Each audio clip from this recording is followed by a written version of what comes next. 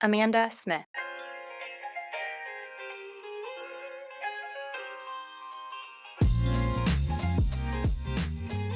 When I hear the phrase smart content, I keep thinking of being clever, witty, but in reality, that's not actually what it is.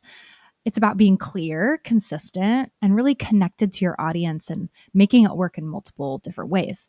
So, as I was turning this concept over of smarter content, I wanted to talk to Nicole Warshauer. She is a community first brand leader. And what I really love about her approach to marketing is she is very cognizant about building trust in some of the most complex industries out there, like healthcare, finance, ed tech. She really has a way of cutting through with content that is rooted in empathy and backed by a strategy to make it feel really cohesive and for the audience she's trying to reach. Content can be really powerful when you switch from creating messages to building movements, having something that resonates that people want to rally behind. So, I asked her how she has helped create content smarter with organizations and how community and that approach has really helped her do that. Here's what she had to say. Your call has been forwarded to an automatic voice message system. At the tone, please record your message. Amanda, great question. I want to make sure you understand how to deliver this brilliant content that you have in a smart way, considering community first. And so first step, you need to know, what is your community? That means you need to start finding the places where people are talking about the problem that your brand or product or service is even solving.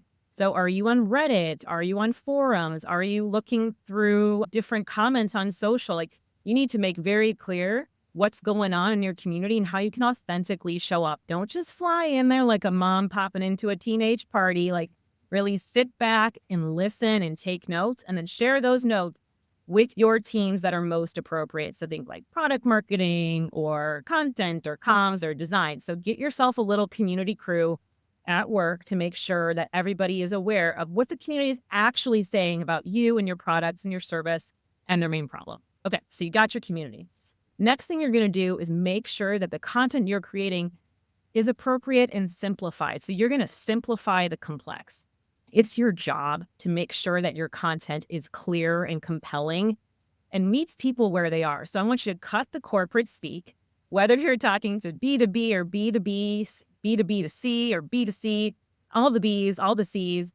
Make sure that what you're saying sounds like you and it sounds authentic and it makes sense and matches all the great stuff that you've heard in the community. So you're matching one to the next. And then this should really lead you, again, over time, and would help you build trust at scale. The best content is trusted content. It's evidence-based, and like AI is rad and all that good stuff.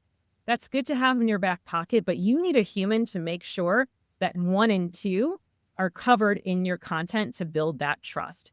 So trust is hard to come by. It's easy to lose, especially if you're in these high stakes industries like healthcare or finance.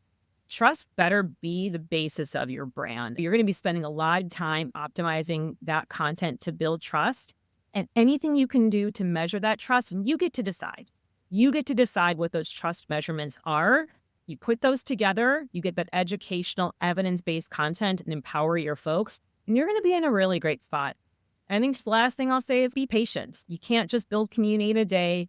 You can't build brilliant content in a day. So be patient. Listen to what your folks are saying on both sides, internal and external, and then rinse and repeat and move it along. You'll be in a great spot.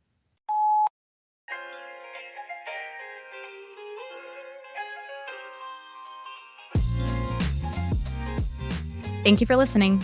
Want your podcast to do more? Subscribe to Genius Cuts, because it's never just a podcast.